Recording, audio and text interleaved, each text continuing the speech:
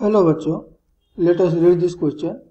Using a bar magnet P, a vibration magnetometer has time period 2 seconds. When a bar Q identical to P in mass and size is placed on top of P, the time period is unchanged.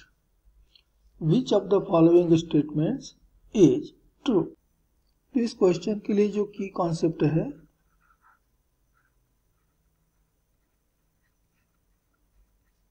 वो है vibration magnetometer.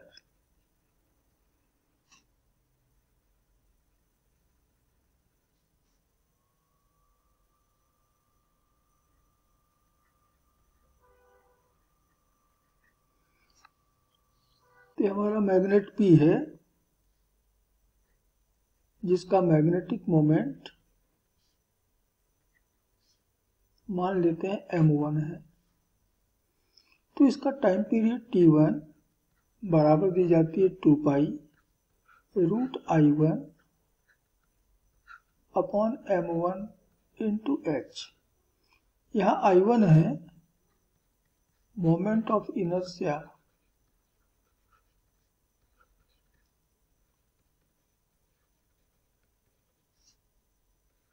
of the magnet,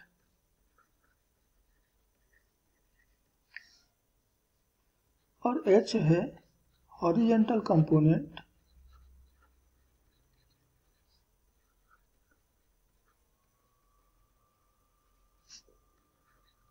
of earth magnetism, कि earth के magnetism का जो horizontal component है वो यहाँ पर है H। अब हमने मैग्नेट P के ऊपर में एक दूसरा आइडेंटिकल मैग्नेट मास में और साइज में, जो आइडेंटिकल मैग्नेट है वो हमने रखा। ये हमारे मैग्नेट P का नॉर्थ पोल था, ये साउथ पोल, और इधर इसका मैग्नेटिक मोमेंट m1। अब यहाँ Q को रखने के दो मेथड हो सकते हैं, N पोल के ऊपर N पोल रखा जाए या N पोल के ऊपर S पोल रखा जाए। यदि हमने N पोल के ऊपर उसका भी N पोल ही रखा है तो इसका magnetic moment m2 same direction में होगा m1 के, और इसलिए नेट मैग्नेटिक मोमेंट हमको मिल जाएगा m1 प्लस m2। जबकि इसका मोमेंट ऑफ इनर्शिया हमने कहा I, और ये तो बिल्कुल आइडेंटिकल है तो इसका भी मोमेंट ऑफ इनर्शिया होगा I। और इसलिए अब जो टाइम पीरियड मिलेगा t2 ये बराबर होगा 2 pi root I1 plus I2 upon m1 plus m2 into h।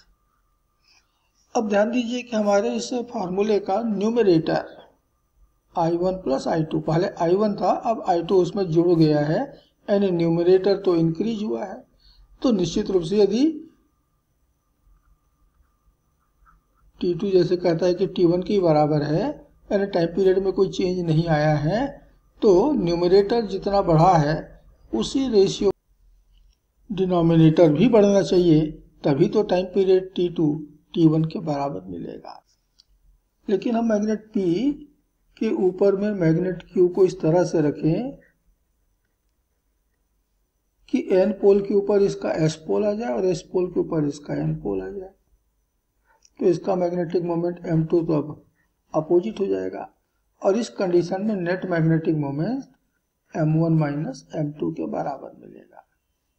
तो टाइम पीरियड t2, हाँ, लेकिन मोमेंट ऑफ इनर्शिया तो अभी भी वही है I प्लस I।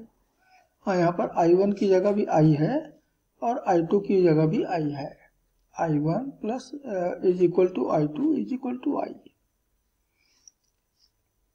हाँ, तो T2 बराबर मिलेगा 2 pi root 2I upon m1 minus m2 into h। अब यहाँ देखिए कि न्यूमरेटर तो डबल हो गया, 2 टाइम्स बढ़ गया है, लेकिन डिनोमिनेटर कम हो गई है। तो न्यूमरेटर के बढ़ जाने से और डिनोमिनेटर के उसी समय कम हो जाने से जो रेशियो है, जो फ्रैक्शन है, वो तो और भी बड़ा हो जाएगा। इसका मतलब है कि इस कंडीशन में T2 T1 के बराबर नहीं हो सकता, इम्पॉसिबल है। और इसलिए हमने मैग्नेट जो है इसी मेथड से रखा हुआ है कि मैग्नेट क्यू का नॉर्थ पोल मैग्नेट पी के नॉर्थ पोल के ऊपर ही रखा हुआ है, तभी टाइम पीरियड अनचेंज आएगा। अब यहाँ ऑप्शन ए कहता है Q is of non magnetic material, यानी क्यू को मैग्नेट नहीं बनाया जा सकता। तो यदि क्यू मैग्नेट नहीं बनेगा तो उसका कोई मैग्नेटिक मोमेंट पी के मैग्नेटिक मोमेंट में ऐड नहीं होगा। अब न्यूमरेटर मोमेंट ऑफ इनर्शिया तो रहेगा और इसलिए न्यूमरेटर तो बढ़ गया, लेकिन डिनोमिनेटर यदि चेंज नहीं हुआ यानी कि नहीं बढ़ा तो टाइम पीरियड तो अनचेंज्ड नहीं रह पाएगा, और इसलिए ये ऑप्शन तो हमारा गलत है। ऑप्शन बी में कहता है Q is a bar magnet identical to P and its north pole placed on top of P's north pole. हम वापस इसी कैलकुलेशन में आ रहे हैं। तो यहाँ देखिए कि 2 पाई, और जैसे कि ऊपर हमने बताया कि I1 I2 तो बराबर है, प्रत्येक I के बराबर है, मैंने फिगर में लिखा भी है। तो ये तो 2I हो गया। तो निश्चित रूप से न्यूमरेटर भी 2 टाइम्स बढ़ा है तो डिनोमिनेटर भी 2 टाइम्स बढ़ना चाहिए, और इसका मतलब हुआ कि M1 बराबर M2 होना चाहिए, M1 बराबर M2, और तभी जाके T2 और T1 आपस में इक्वल मिलेंगे।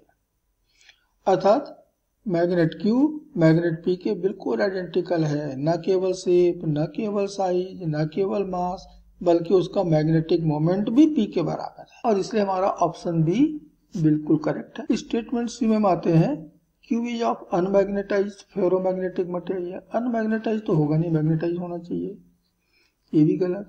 Nothing can be said about Q, ये भी गलत, क्योंकि हमको Q के बारे में मालूम हो गया कि वह P के आइडेंटिकल मैग्नेट है और नॉर्थ पोल के ऊपर नॉर्थ पोल रखा हुआ है। So the statement B is correct option for this question and this is final answer. Hope you understood it well. Best of luck.